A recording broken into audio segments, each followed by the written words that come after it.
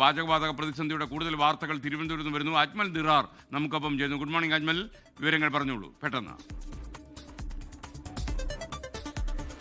Good morning എസ്കെൻ. തിരുവനന്തപുരത്ത് ഈ പറഞ്ഞതുപോലെ പാചകവാതക പ്രതിസന്ധി അതിരൂക്ഷമായി തന്നെ ബാധിച്ചിട്ടുണ്ട്. സംസ്ഥാനത്തെ വിവിധ ഭാഗങ്ങളിലെ ഹോട്ടലുകൾ അടച്ചുപൂട്ടിയതുപോലെ തന്നെ തിരുവനന്തപുരത്തും ഏകദേശം 30% ഹോട്ടലുകൾ പൂർണ്ണമായും അടച്ചുപൂട്ടലിലേക്ക് പോയിട്ടുണ്ട്. നമ്മുടെ ഓഫീസിനൊക്കെ സമീപത്തുള്ള ഹോട്ടലുകളിലേക്കൊക്കെ സംബന്ധിച്ച് ചായ പോലും ഉള്ള ലഘുഭക്ഷണങ്ങൾ ചോദിക്കുമ്പോൾ പോലും അതൊക്കെ പൂർണ്ണമായും നിർത്തലാക്കിയെന്നാണ് ഹോട്ടൽ ഉടമകൾ പറയുന്നത്. സംസ്ഥാനത്ത് നമുക്കറിയാം ഇന്ത്യൻ ഓയിൽ കോർപ്പറേഷനാണ് ഈ വാണിജ്യ സിലിണ്ടറുകളുടെ ഉൽപ്പാദനവും വിതരണവും നടത്തുന്നത്. അതിൻ്റെ 52% കൈയാളുന്ന ഈ കമ്പനി ഇപ്പോൾ 20% ചുരുക്കിയിരിക്കുകയാണ് ഇതിൻ്റെ നിർമ്മാണം. അതുകൊണ്ട് തന്നെ വലിയ പ്രതിസന്ധിയിലേക്കാണ് സംസ്ഥാനത്തെ ഹോട്ടലുകളിലേക്ക് പോയിരിക്കുന്നത്. എന്നാൽ ഗാർഹിക മേഖലയിൽ ഈ പ്രതിസന്ധി ബാധിച്ചിട്ടുണ്ട് എന്നുള്ള വാർത്തകൾ വളരെ വ്യാപകമായി പ്രചരിക്കുന്നുണ്ട്. എന്നാൽ ഇത് ഇന്നലെ തന്നെ ഔദ്യോഗികമായി ഇത്തരം കമ്പനികൾ തള്ളിക്കളഞ്ഞിട്ടുണ്ട്. ഗാർഹിക സിലിണ്ടറുകളുടെ ഉൽപ്പാദനം ഇപ്പോഴും ത്വരിതഗതിയിൽ തന്നെ നടക്കുന്നുണ്ടെന്നും വിശേഷ ദിവസങ്ങൾ, ആഘോഷ ദിവസങ്ങളൊക്കെ വരുന്ന സാഹചര്യത്തിൽ അതിനൊരു പ്രതിസന്ധിയും കൂടാതെ തന്നെ സംസ്ഥാനത്ത് യഥേഷ്ടം അത് തുടരുമെന്നും കമ്പനികൾ അറിയിക്കുന്നുണ്ട്. ഏതായാലും സംസ്ഥാനത്തെ ഭക്ഷ്യമന്ത്രി ജി ആർ അനിൽ ഇപ്പോൾ കമ്പനികളോട് സംസ്ഥാനത്തിന്റെ സാഹചര്യം മനസ്സിലാക്കി കൂടുതൽ നൽകണമെന്ന് ആവശ്യപ്പെട്ടിട്ടുണ്ട്.